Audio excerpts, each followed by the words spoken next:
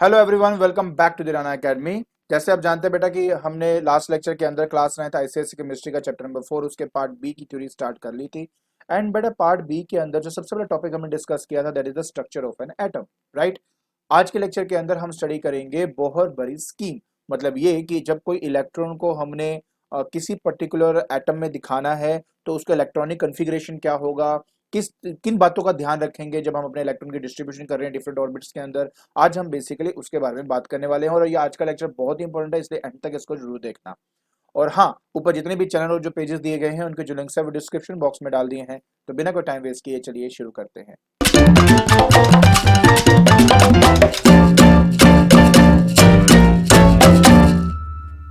सो बेटा देखो, last lecture के अंदर हमने एटम्स के बारे में स्टडी किया, उसके स्ट्रक्चर के बारे में स्टडी किया। हमने ये जाना कि किसी भी अगर एटम को रिप्रेजेंट करना है तो जेड और ए से उसको रिप्रेजेंट कर सकते हैं। यहाँ पे जो Z है वो बताता है बेटा आपके नंबर ऑफ प्रोटॉन्स को, ठीक है। या ये बताता है बेटा नंबर ऑफ न्यूट्रॉन्स को, ठीक है। ये हमने लास्ट क्लास में पढ़ा था। एंड जो ऊपर है बेटा, नीचे वाला है एटॉमिक नंबर, ऊपर है आपका मास नंबर, और मास नंबर बताता है बेटा नंबर ऑफ न्यूक्लियॉन्स को, ठीक है। न्यूक्लियॉन्स, न्यूक्लियॉन्स का मतलब क्या होता है, that is number of protons, ठीक है, प्लस नंबर ऑफ न्यूट्रॉन्स। तो ये हमने ऑलरेडी पढ़ लिया था, ठीक है। सो अगर मुझे नंबर ऑफ प्रोटॉन चाहिए तो Z कर दीजिए, नंबर ऑफ न्यूट्रॉन चाहिए तो Z कर दीजिए। अगर मुझे नंबर ऑफ न्यूट्रॉन्स चाहिए तो बस A माइनस Z कर दीजिए और आपका आंसर आपको मिल जाएगा, ठीक है। तो ये हमने पढ़ लिया था। लेकिन बेटा इसमें सबसे बड़ी बात यह कि मुझे नंबर ऑफ इलेक्ट्रॉन्स के बारे में, ये नंबर ऑफ न्यूट्रॉन नहीं है, नंबर ऑफ इलेक्ट्रॉन्स है, this is electrons, number of electrons, हाँ। तो बेटा ये नंबर ऑफ इलेक्ट्रॉन्स है, ठीक है। अब ठीक है। सो हम बात कर रहे थे बेटा कि अगर मुझे Z से नंबर ऑफ इलेक्ट्रॉन्स पता लग जाता है और मुझे ये पता है कि इलेक्ट्रॉन जो है वो किसी न्यूक्लियस के अराउंड बेटा घूमते रहते हैं और उसके कई सारे शेल हो सकते हैं, बट किस शेल में कितने इलेक्ट्रॉन्स होंगे और उसकी स्टेबिलिटी के लिए उसको अपने शेल में कितने इलेक्ट्रॉन्स चाहिए, क्या रूल है इसके पीछे का, ये हमें बिल्कुल नहीं पता। तो आज के लेक्चर के अंदर हम यही देखेंगे इलेक्ट्रॉन्स की अरेंजमेंट डिफरेंट शेल में कैसे की जाती है। और उसके लिए बेटा जिन्होंने इसकी स्टडी करी थी, जिन्होंने अपने रूल्स बताए वो थे बोहर एंड बरी। तो उन्होंने एक्चुअली इस चीज के बारे में समझाया कि एक इलेक्ट्रॉन जब हम अकोमोडेट करते हैं around the that is neutrons, तो किन बातों का ध्यान रखना है और कैसे हम अपनी इलेक्ट्रॉनिक कॉन्फ़िगरेशन लिख सकते हैं और कैसे हम अपना स्ट्रक्चर ये बना सकते हैं। तो आज स्टेप बाय स्टेप बेटा हम इसी के बारे में स्टडी करने वाले हैं, तो जल्दी जल्दी से शुरू करते हैं। तो देखिए बेटा, सबसे पहले ये हमारा सबसे इंपॉर्टेंट रूल है, इसको हमेशा याद रखना। लेकिन ना इसके अंदर ना इसको लेके कई बच्चों के ना मिसकंसेप्शंस हैं, तो मैं आज वो रिमूव करने की कोशिश करूंगा ताकि आपको कोई प्रॉब्लम ना आए कि इलेक्ट्रॉनिक कॉन्फ़िगरेशन कैसे लिखते हैं, या कि जब हमने ऑर्बिट बनाना है तो किन बातों का ध्यान रखते हैं। आज मैं सारे मिसकंसेप्शन आपके दूर कर दूंगा। देखिए सबसे पहला रूल क्या कहता है बेटा, कहता है कि the maximum possible number of electron, मतलब किसी पर्टिकुलर शेल पे कितने नंबर ऑफ इलेक्ट्रॉन्स होंगे, अगर आपने उसको आइडेंटिफाई करना है तो आप इस फॉर्मूले का इस्तेमाल करेंगे, दैट इज 2 इंटू एन का स्क्वायर। ये जो 2n स्क्वायर है इससे पता लगता है कि किस शेल में मैक्सिमम कितने नंबर ऑफ इलेक्ट्रॉन्स हो सकते हैं। यहाँ पे n क्या बताता है, n बताता है the serial number of the shell. देखिए बेटा, न्यूक्लियस के जस्ट ऊपर वाला जो होता है उसको हमने 1 नंबर दिया हुआ है, उसके ऊपर वाले को 2 नंबर, उसके अगले वाले को 3 नंबर। आप हायर क्लास में जाएंगे ना तो इसका एक स्पेसिफिक नाम भी होता है जिसको प्रिंसिपल क्वांटम नंबर कहते होते हैं। तो हायर क्लासेस में 11 12 की बात कर रहा हूँ मैं, अभी छोड़ दीजिए, अभी हम सिंपल इसको लेंगे कि ये हर एक शेल का एक सीरियल नंबर हमने इसको दिया हुआ है।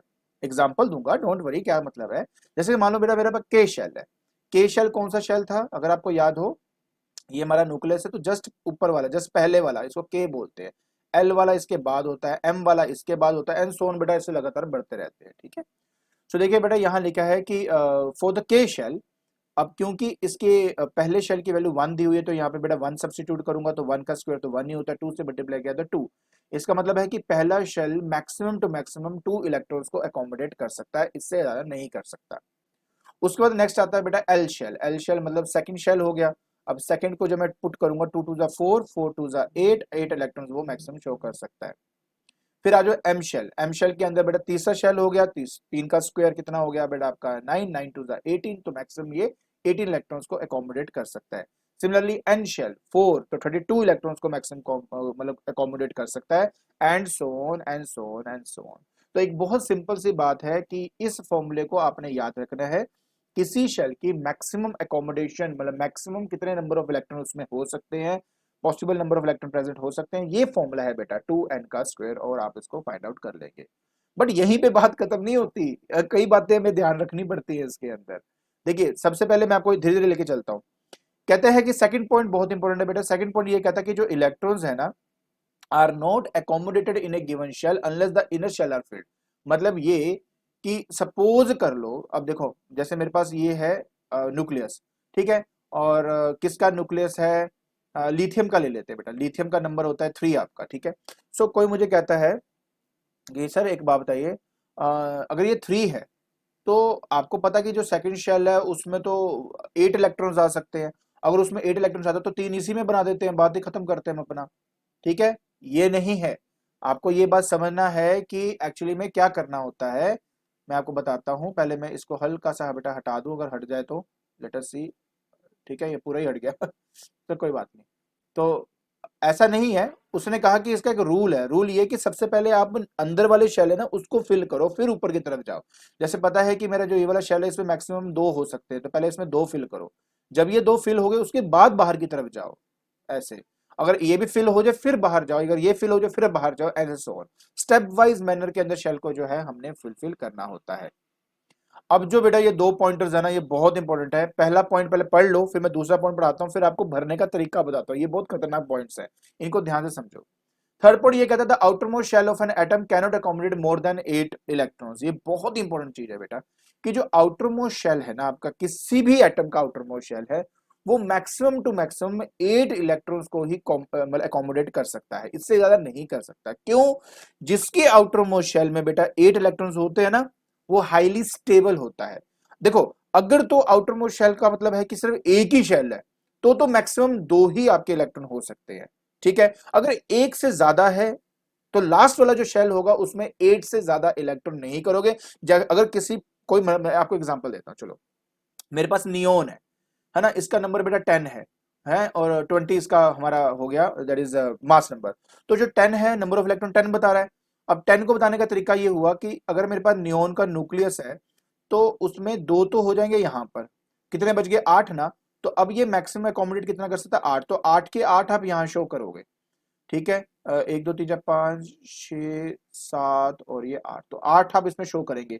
अब क्योंकि इसके आउटर मोस्ट शेल में 8 इलेक्ट्रॉन्स हैं, तो ये सबसे ज्यादा स्टेबल आपका एटम होगा। मतलब नॉट सबसे ज्यादा एज कंपेयर टू बाकियों के, ऐसा नहीं, मतलब कि उस एटम से तो सबसे ज्यादा स्टेबल होगा जिसके आउटर मोस्ट शेल में 7 इलेक्ट्रॉन्स हैं, राइट। तो जिनके बेटा आउटर मोस्ट शेल में 8 इलेक्ट्रॉन्स होते हैं वो बहुत ही स्टेबल एटम्स होते हैं आपके, बहुत ही स्टेबल एटम्स होते हैं। तो अगर एक ही शेल है तो मैक्सिमम 2, अदरवाइज उसके बाद जो भी आप बनाएंगे मैक्सिमम 8 होने चाहिए आउटर मोस्ट शेल के अंदर, ये बात याद रखनी। और ये फोर्थ पॉइंट और तीसरा पॉइंट में ना बच्चे टेंशन में आए थे, सर ये हो क्या गया। मैं एग्जांपल से ये समझाऊंगा, पहले फोर्थ पॉइंट पढ़ लेते हैं। कहता था outer most shell of a chemically stable atom can accommodate a maximum of 8 electron except hydrogen and helium atom which have only one shell and can thus accommodate a maximum of 2 electrons only. मैंने क्या बोला था आपको कि अगर एक ही shell हो तो आउटर मोस्ट शेल में बेटा 2 इलेक्ट्रॉन्स होंगे, अगर एक से ज्यादा हो तो उनके आउटर मोस्ट शेल में 8 इलेक्ट्रॉन्स होने चाहिए। अब पता है आपको बेटा कि कई बच्चे को कंफ्यूजन किस में होती है, मैं कंफ्यूजन समझाता हूं। कई बच्चे कहते हैं सर देखो हमारा जैसे एम शेल है ना, इस एम शेल में 18 इलेक्ट्रॉन्स अकोमोडेट हो जाते हैं। तो कई बार हम क्या करते हैं कि 8 के बाद 18 इलेक्ट्रॉन्स डालने के बजाय हम उसमें सिर्फ 80 इलेक्ट्रॉन्स रखते हैं और उसके बाद जाके नेक्स्ट शेल में डाल देते हैं। उसका रीजन क्या है? एग्जाम्पल देता हूँ, टेंशन नहीं, एग्जाम्पल दूंगा ना मैं आपका। जैसे कि बेटा हम यहाँ पे ले लेते हैं एक कैल्शियम। सपोज कैल्शियम का एग्जाम्पल लेते हैं, मैं आपको 2-3 एग्जाम्पल बताऊंगा। इससे ना मैं सच कह रहा हूँ, इसके बाद आपको कभी जिंदगी में प्रॉब्लम ही नहीं आएगी इलेक्ट्रॉनिक कॉन्फ़िगरेशन रखने में, तो ध्यान से समझना, ठीक है। 2-3 एग्जाम्पल दूंगा ताकि क्लैरिटी हो जाए बेटा क्या हो रहा है। कैल्शियम का होता है बेटा 20 एंड 40 नंबर होता है। अब ये 20 आप देख रहे हो, ठीक है। तो हमारे पास कितने शेल बनेंगे वो डिपेंड करता है इलेक्ट्रॉनिक कॉन्फ़िगरेशन के ऊपर। तो सबसे पहले शेल में मैक्सिमम आपके 2 ही इलेक्ट्रॉन्स हो सकते हैं, तो 2 आप ले लीजिए, ठीक है। उसके बाद वाले शेल में मैक्सिमम 8 इलेक्ट्रॉन हो सकते हैं, वो 8 आपने ले लिया। उसके बाद वाले में 18 हो सकते हैं, थोड़ा ध्यान से देखना बेटा, यहाँ पे 18 हो सकते हैं। लेकिन आपको याद है मैंने अभी क्या कहा था? अब मैं आपको जो बात समझाने वाला हूं समझने की कोशिश करना। सपोज अगर आप यहां पर जो बाकी बचे हुए 10 इलेक्ट्रॉन्स यहां मतलब मैक्सिमम अकोमोडेशन इसकी 18 की है, लेकिन 2 8 और 2 मिलके 10 हो गए, तो 10 इलेक्ट्रॉन्स बच गए मेरे। अब यहां पर आपका मन है सर एक काम करो ना, यहाँ पे 10 दिखा दो क्योंकि 18 अकोमोडेशन है, 10 इलेक्ट्रॉन दिखा दो तो हमारा इलेक्ट्रॉनिक कॉन्फ़िगरेशन कंप्लीट हो गया। अरे नहीं रे, ऐसे नहीं कर सकते, क्योंकि ये तीसरा पॉइंट क्या बोल रहा है उसको समझना बहुत इंपॉर्टेंट है। कहता है जो आउटर मोस्ट शेल है ना, उसमें मैक्सिमम 8 इलेक्ट्रॉन्स ही हो सकते हैं, 8 से ज्यादा नहीं हो सकते।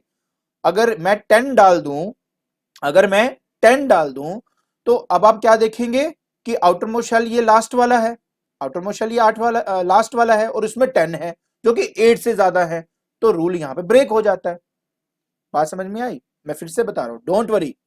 देखिए, करने को तो 20 इलेक्ट्रॉन को हम 3 शेल में दिखा सकते हैं, जैसे 2 8, तो ये तो हमारे तो इसकी मैक्सिमम कैपेसिटी ही 2 और 8 है, तो दिखा दिया।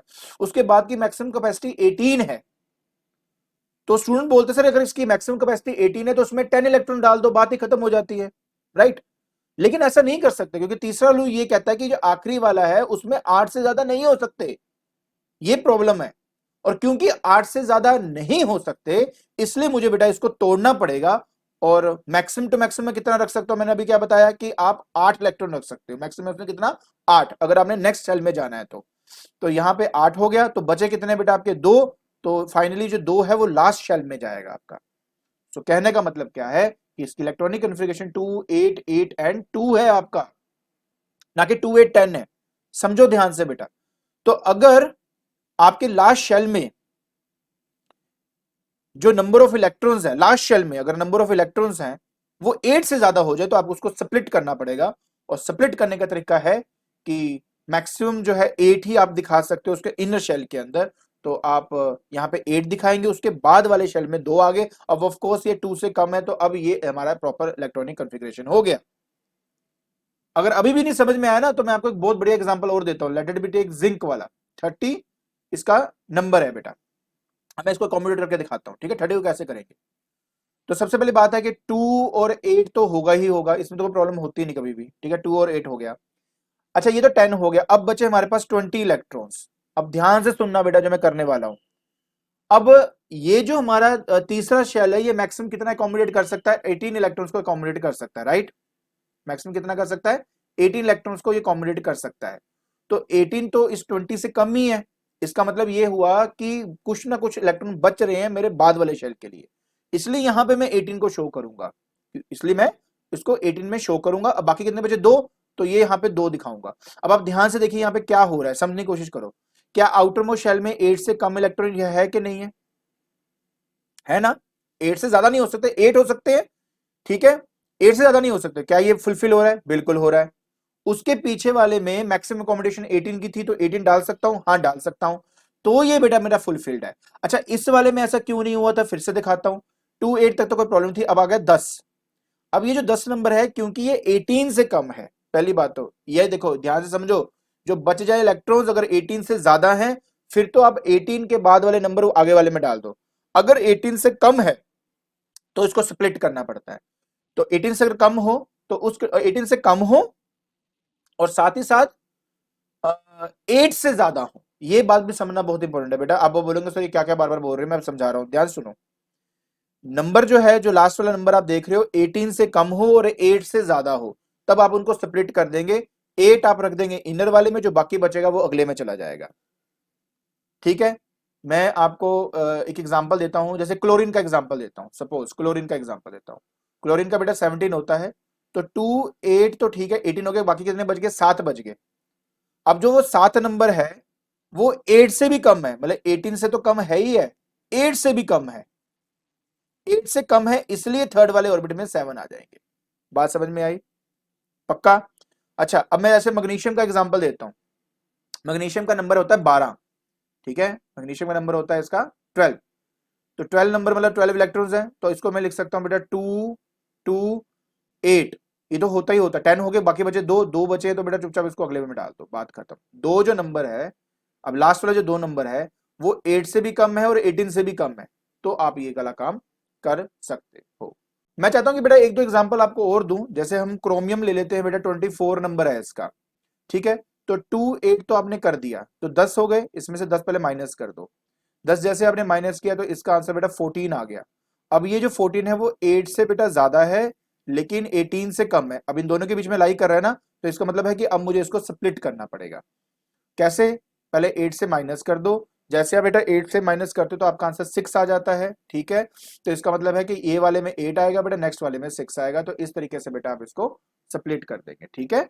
तो बट आपने समझ आई ना बेटा, बहुत सिंपल है, बस आपने क्या देखना है, ये देखना है कि जो बचा हुआ नंबर है वो 18 और 8 के बीच में आ रहा है क्या नहीं आ रहा।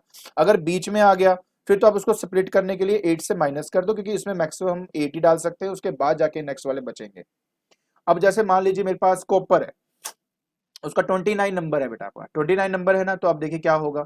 तो आ गया 2 8 10 हो गया। अब इसमें से बेटा 10 को पहले माइनस कर देता हूँ, 10 को माइनस करूंगा तो बेटा 19 आ गया। अब ये 19 18 से बाहर है, 18 से बड़ा है ना, क्योंकि ये 18 से बड़ा है तो इसका मतलब है कि अब यहाँ 18 डाल दूंगा, बाकी कितना बचा 1, तो यहाँ पे 1 आ जाएगा आखिर में। दैट्स इट बेटा। इस तरीके से बेटा हम अपने जो जितने भी हमारे पास क्या कहते हैं एटम्स हैं, उनके इलेक्ट्रॉनिक कॉन्फ़िगरेशन हम आराम से यहाँ पे बना सकते हैं। बट आई होप आपको समझ में आ गया होगा। अच्छा, कॉपर के अंदर भी ना बड़े स्पेशल केसेस होते हैं, बट अभी मैं उन चक्करों में नहीं आऊंगा बेटा, वो बहुत लंबी चौड़ी बात हो जाती है। अभी के लिए मैं अपना जो रूल बताया उस रूल के हिसाब से उसको स्प्लिट करना आपको सिखा रहा हूँ, ठीक है बेटा। समझ में आएगा ऐसे करना आपने। तो याद रखें, मैं अब आपको फाइनल क्रक्स पॉइंट दे रहा हूं, इससे आपको आपके सारे जो मुश्किलें वो आसान हो जाएंगी। देखो क्रक्स पॉइंट ये है कि अगर आपका बचा लेफ्ट लेफ्ट ओवर नंबर जो है, अगर वो लेस देन 8 है बेटा आपका, एंड लेस देन 18 तो है ही है, लेस देन 8 और लेस देन 8 है आपका, तो जो लास्ट जो शेल होगा उसमें यही नंबर ऑफ आपके एटम है। जैसे 7 बच गया, 6 बच गया, तो यही लास्ट शेल में आप दिखा देंगे। अगर जो नंबर है वो लेस देन 18 है बट 8 से ज्यादा है, तो उस नंबर को आप पहले 8 से माइनस करेंगे, ठीक है। तो जो आंसर आपके पास आएगा वो लास्ट शेल में जाएगा। अगर आपका नंबर 18 से बड़ा है, किससे 18 से बड़ा है, तो उस नंबर को आप 18 से माइनस करेंगे और जो नंबर बचेगा वो लास्ट शेल में जाएगा, और उससे पहले 18 आएगा, इस वाले के जस्ट पहले 8 आएगा, ठीक है। तो अब आपको मैंने बता दिया अच्छे से, एग्जांपल आप ढंग से एक बार देख लीजिए। आई डोंट थिंक कि इसके बाद कभी आपको इलेक्ट्रॉनिक कॉन्फ़िगरेशन बनाने में कोई भी प्रॉब्लम आएगी। सो ये है वो रूल्स। तो आसान नहीं थे, बट ऐसा नहीं कि मुश्किल भी है कोई भी आपका, ठीक है ना। तो अब एक काम करता हूं बेटा मैं, अब ना, क्योंकि हम मैग्नीशियम के बारे में बार बार बात करें तो इसका जो स्ट्रक्चर है वो भी देख लेते हैं बेटा, स्ट्रक्चर क्या बनेगा आपका, ठीक है। सो स्ट्रक्चर बनाना यार बड़ा आसान होता है, एटॉमिक स्ट्रक्चर बहुत इजी होता है, ठीक है। डायग्राम तो बहुत इजी होती है। सबसे पहले आप क्या करेंगे, बीच में न्यूक्लियस दिखाओगे आप, ठीक है। जब आप न्यूक्लियस दिखा रहे हो ना, थोड़ा सा बड़ा दिखाएंगे बेटा, और हाँ सर्कल बेटा प्रॉपर कंपास से बनाओ तो बेटर है। जब भी डायग्राम बनाने चाहिए कंपास से बनाने चाहिए आपके प्रॉपरली, है ना, स्केल या कंपास से। तो मैग्नीशियम है, मैग्नीशियम में नंबर ऑफ प्रोटॉन्स आपके 12 दिखाओगे बेटा आप अपने। अच्छा, इसका ना 24 नंबर होता है, तो नंबर ऑफ न्यूट्रॉन्स भी 12 ही होते हैं आपके, ठीक है। अच्छा, इसके अलावा इसमें 3 हमने शेल बना दिए। पहला शेल आप दिखाएंगे, उस शेल के अंदर बेटा आपके 2 इलेक्ट्रॉन्स दिखा दीजिए। उसके बाद वाला जो शेल होगा, ठीक है, उसमें 8 1 2 3 4 5 6 7 एंड 8, ये 8 दिखा दीजिए। अब जो बेटा लास्ट वाला बच गया वो 2 है आपके, और क्योंकि ये 2 हैं तो 1 एंड 2 आप यहां दिखा दीजिए, एंड दैट्स इट। इस तरह से बेटा हमने सभी के स्ट्रक्चर आपके शो करने हैं। समझ में आ गया? Very good. और हाँ, आपको आई थिंक सिलेबस में maximum two maximum I think 20 तक ही आएंगे, 20 मतलब जिनका एटॉमिक नंबर 20 है, उससे ज्यादा वाले नहीं आएंगे। मैंने आपको बाकी के एग्जांपल्स बेटा इसलिए दिए ताकि आपको समझ में आ जाए कि कईयों में हम 18 डाल देते, कईयों में 8 डाल देते, क्या चक्कर है उसका। उसको एक्सप्लेन करने के चक्कर में बेटा आपको मैंने सब बातें बताई हैं। बाकी जितने भी हैं इन सबके एटॉमिक स्ट्रक्चर बेटा आपको दिए हुए हैं। अगर आपको कहीं भी प्रॉब्लम आ रही है तो इसको पोज करके बेटा खुद प्रैक्टिस करो, 2 4। मैं तो कहता हूँ बेटा एटलीस्ट 3 4 ना खुद प्रैक्टिस करो, और उसको फिर यहाँ पे आके ना मैच कर लो कि क्या आपका एग्जैक्टली वैसे बना है कि नहीं बना, ठीक है। ये बात ध्यान रखना बेटा। इसी से बेटा प्रैक्टिस होगी और इसी से आपके अच्छे मार्क्स आएंगे, ठीक है। तो इनको अच्छे से रोक कर आराम से देखो क्या हो रहा है, कैसे हो रहा है, उसके हिसाब से आप इसको कर सकते हैं। चलिए फाइनली अब हमने करना है बेटा मेन फीचर्स क्या है हमारे स्ट्रक्चर ऑफ एटम्स के, और इसके बाद हमारा ये पार्ट खत्म हो जाएगा। कहता है atoms of all elements are made up of 3 fundamental particles. मैं बता चुका हूं बेटा कि आपके इलेक्ट्रॉन प्रोटॉन और न्यूट्रॉन से बना होता है, बस एक हाइड्रोजन ही है। अब ये पूछ सकते हैं एक नंबर में कि कौन सा ऐसा एटम है जिसमें न्यूट्रॉन ही नहीं है, तो आंसर है हाइड्रोजन आपका। सेकंड, फिर कहते हैं nucleus is located at the centre of the atom. मैं बता चुका हूं, and contain proton and neutron, ये सब बातें हमने कर चुके हैं, जो कि total mass of the atom होता है, राइट। बता चुका हूँ। थर्ड में nucleus is positively charge due to presence of protonated, ये भी ठीक है। Electron are outside the nucleus and having the negligible mass, ये भी कर लिया। The number of electron in the atom is equal to the number of proton, इसलिए वो न्यूट्रल है बेटा, इलेक्ट्रिकली न्यूट्रल है। इलेक्ट्रॉन रिवॉल्व करते हैं rapidly in the fix circular orbit about the nucleus, and उन्हीं शेल्स को, मतलब उन्हीं ऑर्बिट्स को हम शेल का नाम देते हैं, एनर्जी लेवल का नाम भी देते हैं, ऑर्बिट्स भी वही कहते हैं अपना, उसी बात को। Last, the atom of the different elements contain different number of electron, proton and neutron. आप देख ही सकते हो बेटे, इतने सारे एग्जांपल्स आपको मैंने दिए हैं, सब में नंबर ऑफ प्रोटॉन्स अलग है, नंबर ऑफ जो इलेक्ट्रॉन्स है, ठीक है, वो अलग है। तो हर एक एटम के अंदर बेटा अपना एक स्पेसिफिक फीचर होता है। आई होप आप अच्छे से समझ गए होंगे इलेक्ट्रॉनिक कॉन्फ़िगरेशन कैसे बनाते हैं, ठीक है। तो आज के लेक्चर के अंदर हमने पार्ट बी की थ्योरी जो है बेटा वो खत्म कर ली है। इसके साथ आपका पार्ट बी के अंदर हमने एटम के बारे में स्टडी किया, हमने ये स्टडी किया कि अगर कोई हमें एटॉमिक नंबर दिया हो तो उसकी इलेक्ट्रॉनिक कॉन्फ़िगरेशन कैसे बनाई जाती है, और इलेक्ट्रॉनिक कॉन्फ़िगरेशन बनाने के बाद उसका जो स्ट्रक्चर है वो कैसे बनाया जाता है। और अगर आपको मेरी वीडियो पसंद आ रही है तो please like it, share it and subscribe it. आज के लिए बस इतना ही। Thank you so much.